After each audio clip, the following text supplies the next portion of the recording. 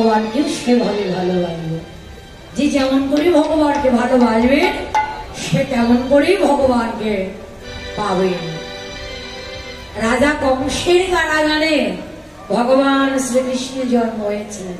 তাহলে দেখুন কংস কত বড় ভাগ্যবান যে তার কারাগারে ভগবানের জন্ম।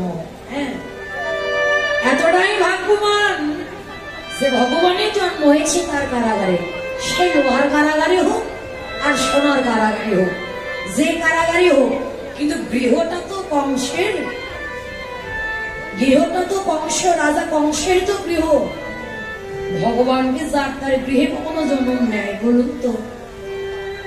আমরা কি সবাই জানি রাজা কংসের সঙ্গে ভগবানের শত্রুতা, তাই না?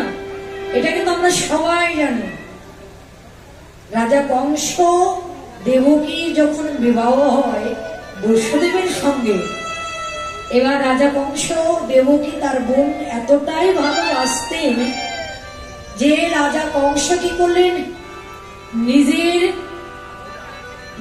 যে ঘোড়া, যে গাড়িতে গিয়ে সর্বদাই রাজ্য দেখতেন ঘুরে ঘুরে, সেই ঘোড়ার গাড়িতে করে নিজের বোনকে নিজে নিয়ে যাচ্ছেন শ্বশুর বাড়িতে। কিন্তু যেতে যেতে যখন হঠাৎ করে দৈববাণী, যে আকাশবাণী হলো যে তুমি যাকে নিয়ে যাচ্ছ অতি আনন্দের সহিত তার গর্ভের অষ্টম সন্তান তোমার মৃত্যুর কারণ হবে, তার গর্ভের অষ্টম সন্তানের হাতে তোমার মৃত্যু হবে। যখন এই দৈববাণী আকাশবাণী তিনি শুনতে পেলেন তখন তিনি আর গেলেন না, রেগে গেলেন। এবার বলেন, এই কে আছিস? এই দেবকী আর বসুদেবকে তাড়াতাড়ি করে কারাগারে বন্দী করে রাখ, দেখি কি করে ওর গর্ভের সন্তান আমাকে, আমার সঙ্গে এসে যুদ্ধ করে আমাকেই মারে। কারাগারে রাখলেন। যখনই সন্তান জন্ম নেন তখনই নিজের হাতে তিনি দিবেন। কিন্তু সর্বপ্রথম তিনি দেবকী আর বসুদেবকে মারতে চেয়েছিলেন। তখন বসুদেব বলেছিলেন, দাদা আপনার কাছে করজোড়ে মিনতি জানাই, আমাদেরকে না মেরে আমাদের যে কোনো সন্তান হবে, হওয়ার সঙ্গে সঙ্গে আমরা তোমার হাতে তুলে দেব। এই যে কথা দিয়েছিলেন, যখন জন্ম নেবে, জন্ম নেবার সঙ্গে সঙ্গে তোমার হাতে আমরা তুলে দেব, তুমি যা করো করো।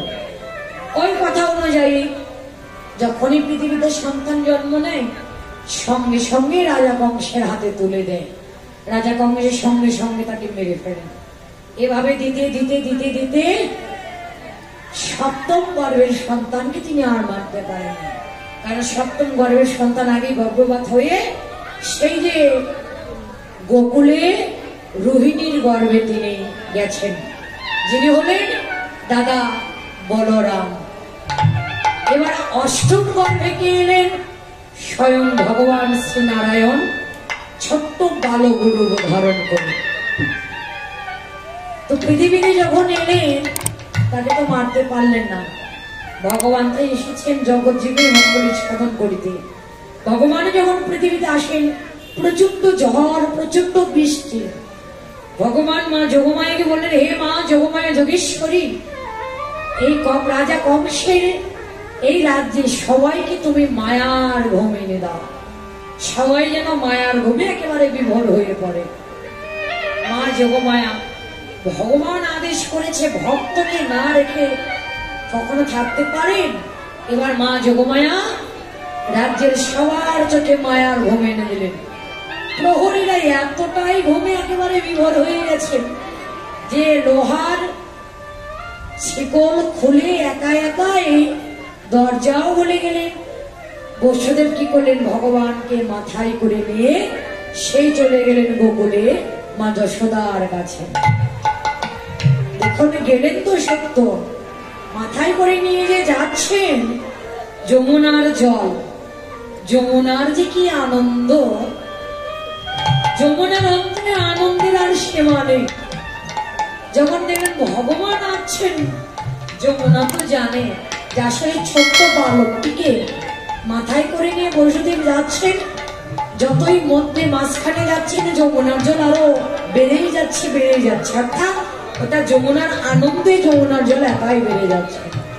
যমুনা চেষ্টা করছেন ভগবানের চরণ ধুয়ে দেওয়ার জন্য, কিন্তু ভগবান ছোট্ট বালক কত চালাক দেখুন, চরণ দোকানে আর যমুনার জলে দিচ্ছেন না। কতটা চালাক! যমুনা যতই উপরে উঠছেন জল, ততই ভগবান চরণ উপরে তুলছেন। এবার অনেকক্ষণ হয়ে গেল, যমুনা বলছে, প্রভু কি এমন অপরাধ করেছে আমি তোমার কাছে? তুমি আমার বুকের উপর দিয়ে যাচ্ছ, কিন্তু তোমার চরণ দুখানে আমার বুকে তুমি রাখছ না। কি এমন অপরাধ করেছে বলো তো প্রভু? আমি কি আমার এই জল দিয়ে তোমার যুগল চরণকে আমি ধোয়াই দিতে পারবো না? এমন সৌভাগ্য কি আমার কোনোদিনও হবে না প্রভু? বলো না প্রভু। তখন প্রভু বলেছিলেন, যমুনা, ও যমুনা, তুমি আমার চরণ ধুয়ে দিতে পারবে, কিন্তু তুমি আমার একা চরণ ধুবে কেন? তুমি আমাদের যুগল চরণই ধুয়ে দিতে পারবে। আমি একা আসবো না, আমি সঙ্গে আমার প্রেমময়ী রাধারানীকে নিয়ে আসবো। যেদিন তোমার কুলে আমি নৌকা বিলাস করব, সেদিন তুমি তোমার ওই জল দিয়ে আমার যুগল চরণ তুমি ধুয়ে দিতে পারবে। হরি বল।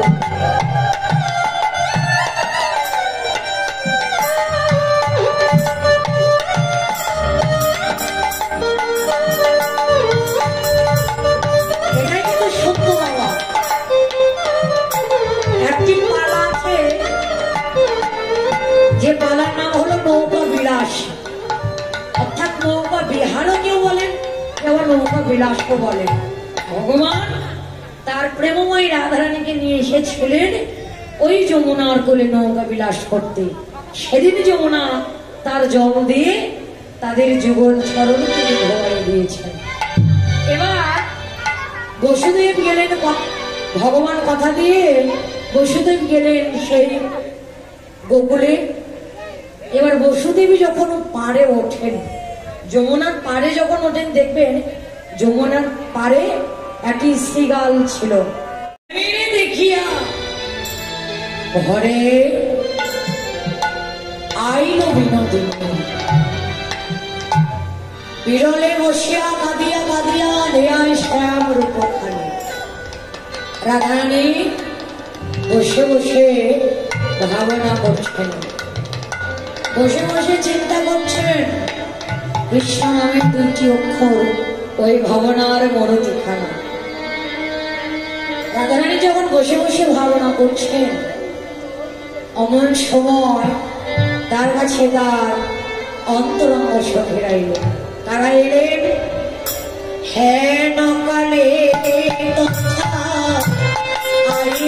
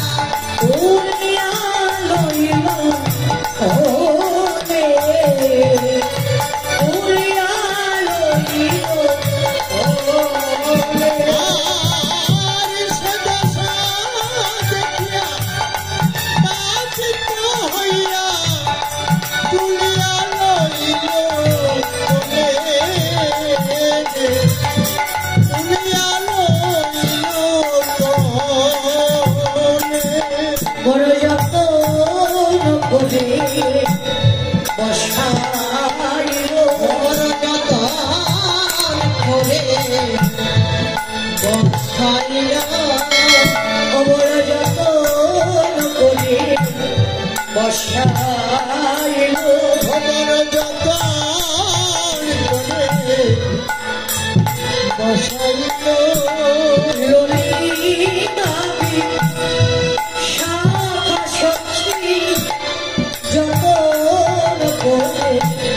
বসাইলো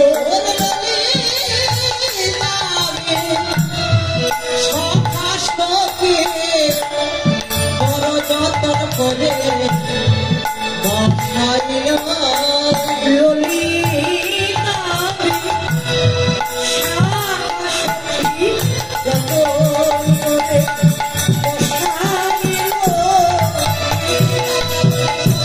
সখী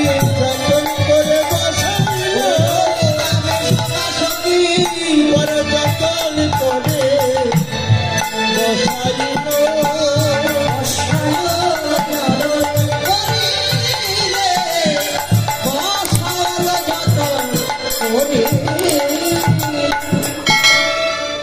রাধারানী বসে বসে যখন চিন্তা করছেন, রাধারানীর কাছে তার অন্তরঙ্গ সখীরা এসেছে। হেন কালে কথা আইল ললিতা রাই দেখিবার উদরে, সে দশা দেখিয়া ব্যথিত হইয়া তুলিয়া লইল কোলে। ললিতা বিশাখা এসে রাধারানীর মলিন বদন দেখে রাধারানীকে কোলে তুলে নিল। রাধারানীর চোখের জল মুছে দিলে।